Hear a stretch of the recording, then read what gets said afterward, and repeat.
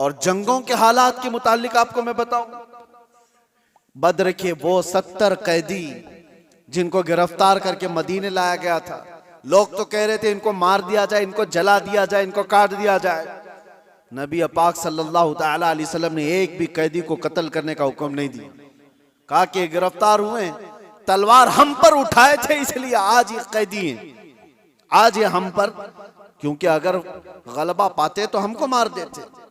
उसूल तो यही है, आज ये कब्जे में आए। लेकिन मेरे आका सल्लल्लाहु अलैहि वसल्लम ने क्या निजाम रखा था। उन कैदियों को पूछा गया, तुम में से अगर कोई हुनर जानता है, कोई फन जानता है, कोई कलाकारी आती है, तो आओ मेरे 10 सहाबा को वो हुनर सिखाओ, तुम आजाद हो जाओ। ये दुनिया में पहला ऐसा मंजर है कि जंग में कैदी जो गिरफ्तार होकर के आए, उनको ये ऑप्शन रखा गया, माल नहीं है तुम्हारे पास फिदिया देने के लिए, कुछ नहीं है, लेकिन कोई हुनर जानते हो तो 10 सहाबा को वो हुनर सिखाओ, तुम आजाद हो जाओ। है कोई दुनिया में इस तरह आजाद करने वाला? मुझे बताओ। जिंदगियां सड़ गई मेरे अजीजों। मैं जानता हूं कुछ ऐसे लोगों को जो 40-40 साल तक कैद में रहे, लेकिन किसी को उन पर रहम नहीं। जिंदगियां खत्म हो गई, ना अफ़्व दरगुजर का कोई निजाम है, कोई सिस्टम नहीं है इंसानों को माफ करने का। ये तो रसूल मुख्तार सल्लल्लाहु तआला अलैहि वसल्लम है। यहां तक कि मेरे अजीजों, इस्लाम लाने के बाद मेरे आका सल्लल्लाहु अलैहि वसल्लम ने फरमाया कि उसको उसके पिछले कामों की आर न दिलाई जाए, और यह भी फरमाया अगर किसी ने किसी गुनाह से तौबा कर लिया तो उसको पिछले गुनाहों की आर न दिलाई जाए। अल्लाह के हबीब सल्लल्लाहु तआला अलैहि वसल्लम के यहाँ अफ़्व दरगुजर का, माफ करने का इतना ज्यादा सिस्टम मिलता है। तो जंगों के जो हालात में आज आपको बता रहा हूं, दुनिया किसी भी हद तक गिर सकती है और गिर रही है, मगर निजाम इस्लाम ये है कि अगर जंग भी हुई है या कहीं पर लड़ाइयां हुई हैं तो सिर्फ अमन कायम करने के लिए, फसाद को जमीन से खत्म करने के लिए। जिस तरह से डॉक्टर इंजेक्शन मारता है तो ये नहीं है कि तुम्हें सुई चुभा करके दर्द देना चाहता है। इस बज़्म में मकसूद है इस्लाह मफासिद। नश्तर जो लगाता है वो दुश्मन नहीं होता। अजीजा ने गिरामी वक़ार, मैंने बहुत सारी चीजों को कंपेयर करके देखा है, कहां कहां किस तरह की जंगें हुई, कितना कत्ले आम हुआ, वो सब में जाकर के आप इस्लामी जंगों को कंपेयर करके देखें। मैं दावत देता हूं फिक्र करने की, पढ़ने की, मुताले की। नौजवानों को एक बार देख करके तुम बताओ, फिर अपने रिसर्च के बाद, स्टडी के बाद तुम्हें पता चलेगा दुनिया की जंगें किस लिए हुआ करती थी और इस्लाम के। मैं उन बादशाहों की बात नहीं कर रहा हूं जो जालिम बादशाह बनाम मुसलमान रहे। बनाम मुसलमान जो बादशाह रहे उनकी मिसाल मत देना। हाँ, मैं उन लोगों की बात कर रहा हूं जिसमें अबू बकर सिद्दीक आते हैं। मैं उनकी बात कर रहा हूं जिसमें उमर फारूक आते हैं। मैं उनकी बात कर रहा हूं जिसमें उस्मान गनी और हैदर कर्रार आते हैं। मैं उन लोगों की बात कर रहा हूं जिसमें उमर इब्न अब्दुल अजीज आते हैं रिदवानुल्लाह ताला अलैहि मजमाइन, जिन्होंने रसूलुल्लाह सल्लल्लाहु ताला अलैहि वसल्लम के मुकम्मल मिशन को नाफिज किया है। मैं उनकी बात कर रहा हूं, मिसाल ला करके दिखाओ। हाँ, अगर जालिम बादशाहों की कुछ तुम्हें इक्का दुक्का मिसालें मिलती हैं तो मैं उसको इस्लामी मिसाल नहीं समझता। इस्लाम से जिसका ताल्लुक होगा वो जुल्म और बर्बरियत नहीं करेगा। और दूसरी बात, आखिरी मैं आपको बताऊं, ये दौर भी वही है, पहले का दौर भी ये चलता आ रहा है। दुश्मनों के साथ मुकाबला करने के लिए जवां मर्दी के साथ मुकाबला करो, जो इस्लाम ने बताया। आमने सामने मुकाबले होते रहे, लेकिन पहले से मैंने देखा है, सिर्फ और सिर्फ इस्लाम को छोड़कर मैं बात कर रहा हूं, दुनिया की सारी कौमें दुश्मन को हराने के लिए, मुकाबला करने के लिए जिन चीजों का इस्तेमाल करती आ रही है वो जलील चीजें, दो चीजें, दौलत और औरत। वो अपनी बेटियों को तक दुश्मन के घर भेजने पर राजी हो जाते। कितनी ऐसी मिसालें आपको बताऊं।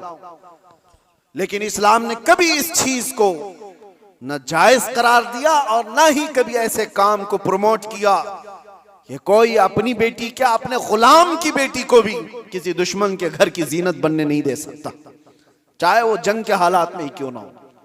जंग के हालात में क्यों ना हो। सुल्तान सलाहुद्दीन अय्यूबी के कितने सिपह सालारों को खरीदने के लिए सलीबियों ने अपनी बेटियां भेजी, कितनी बेटियां भेजी। वो वफादार खवातीन आती थी उनकी, और यहां पर वरगला करके अपने दामे फरेब में फंसाने के लिए हर मुमकिन कोशिश करती रही। सिपाहियों में शहवत को फैलाना सुल्तान तक पहुंच गई। आज भी कई बादशाहों के हरम सराओं की जीनत बनी हुई हैं दूसरों की बेटियां। ये जमाने में हर कौम अपनाती आई है, लेकिन इस्लाम ने कभी इसको प्रमोट नहीं किया, कभी नहीं। बल्कि सिद्दीक अकबर रदी अल्लाह ताला अन्हु के जमाने में एक यहूदी खातून आई और कहा मैं मदीने छोड़कर यमन जाना चाहती हूँ। यहूदी औरत थी, कहा मुझे घुटन महसूस हो रही है, मैं यमन जाना चाहती हूँ। सिद्दीक अकबर ने कहा कोई बात नहीं। 2 जवान सहाबा को उस खातून के साथ कर दिया और कहा इसको यमन तक सही सलामत छोड़ के आना, और उसको ऊंटनी पर सवार किया गया। 2 नौजवान सहाबी, यहूदी औरत है, मुसलमान औरत की बात नहीं कर रहा हूं, उसको यमन तक लेकर के गए। जहां जहां चेकिंग पॉइंट आती थी, लोग पूछते कौन है, कहां से आ रहा है, ये दोनों जवान जवाब देते खलीफा इस्लाम सिद्दीक अकबर की कोई मेहमान है, यमन जा रही है। कोई सर उठाकर नहीं देखता था। वो खातून यमन पहुंचती है और उसके बाद सारे लोगों को, अपने कबीले को, खानदान को जमा करके कहती है मैं तो वहां से ये सोच करके आ रही थी कि ये मुसलमान वहशी होंगे, हमारी इज्जतों पर हमला करेंगे, मगर पूरे सफर में मैंने 2 जवानों को देखा, एक बार भी नजर उठाकर देखने को तैयार नहीं। मैं गवाही देती हूं कि इस्लाम सच्चा है और मदीना ही पुरअमन है। मैं वापस जाती हूं उसी हरम में जहां रसूलुल्लाह ने अमन के पैगाम पहुंचाए थे। ये बेटियों की हिफाजत के लिए, आपको पता है औरंगजेब औरंगजेब औरंगजेब, आज दुनिया भर में ये जो एक छवि को खराब करने की कोशिश की जाती है, तारीख को तोड़ मरोड़ कर बताने की, आपको पता है। आप तारीख देखें, मैं औरंगजेब की पूरी तारीख बताने के लिए नहीं खड़ा हूं, लेकिन एक चीज मिलती है। बनारस में एक पंडित के घर एक लड़की थी, जवान लड़की, और जब वो जवान हुई तो बनारस में उस वक्त जो गवर्नर था, कोतवाल था शायद, उसका नाम इब्राहिम कुछ था, मुसलमान था, अय्याश किस्म का था। लड़कियों के ऊपर डोरे डालना, उनको पकड़ना, उनको अपने हरम में जीनत बनाना, ये उसके काम थे।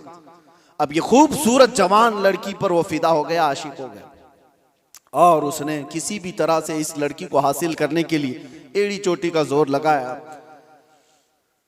और आखिर में आकर के हुआ ये कि उसके घर के अतराफ हिसार हो जाता था, घेराबंदी।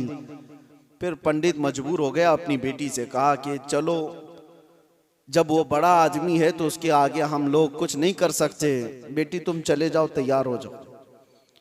वो चाहता है तुमसे शादी करने के लिए। लड़की को इस चीज की बिल्कुल भी रजामंदी नहीं थी। उसने कहा कि मुझे थोड़ा वक्त दे दीजिए। वो एक उस वक्त सवारी लेती बनारस से, तारीख में मौजूद है, और उसने उसी वक्त दिल्ली का सफर इख्तियार किया जहां औरंगजेब आलमगीर जामा मस्जिद में हुआ करते थे। जुमा का दिन था। ये खातून मर्दाना लिबास पहन करके गई, लड़कों का लिबास पहन करके। जब बादशाह इस्लाम उस वक्त के सुल्तान निकल रहे हैं और लोगों से उनकी हाजतें पूछ रहे हैं, उसी वक्त ये लड़की खड़ी थी। औरंगजेब ने अपनी चादर उठा करके दे दी और कहा बेटी, इस लिबास में तुम्हें अच्छा नहीं लगता, तुम अपना चेहरा ढाक लो, तुम अपना सर ढाक लो, और तुम्हारी क्या हाजत है। तो उसने कहा कि मेरी हाजत कुछ तवील है, मैं आपको तनाई में सुनाना चाहती हूँ। बुला लिया। दौलत कदे पर वो खातून आई, जवान लड़की, और उसने वाकया सुना दिया कि आपका भेजा हुआ गवर्नर, आपका भेजा हुआ कोतवाल इस तरह से लड़कियों की इज्जत पर हमला करता है, और मेरे घर पर भी अब उसकी नजर है और मुझे अपनी हरम की जीनत बनाना चाहता है। तो औरंगजेब ने कहा कि ठीक है, वापस जाओ, तुम्हारे बाप से कहो शादी की तैयारियां कर लें।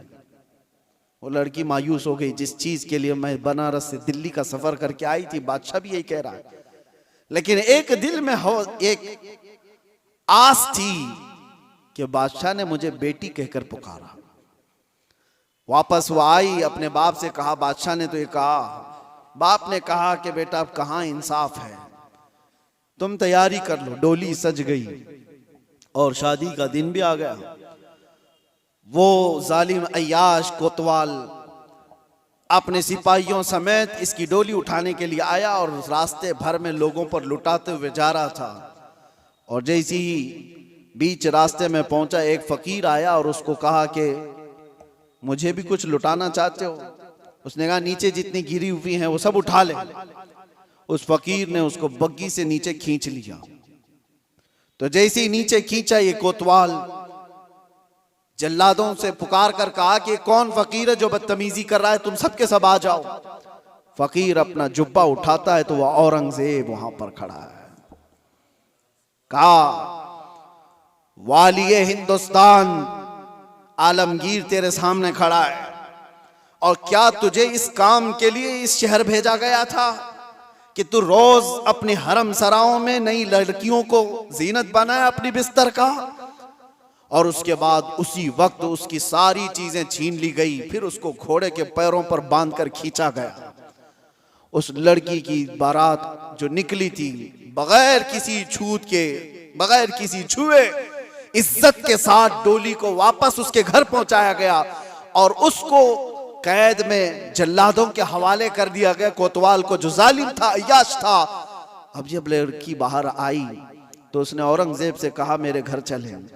घर आए, या आपको तारीख की सच्चाइयां मैं बता रहा हूं। औरंगजेब ने जाते ही कहा कि मुझे 2 रकात नमाज पढ़ने दे दो। 2 रकात नमाज पढ़ने के लिए, ये किसी और का घर नहीं, एक पंडित का घर है।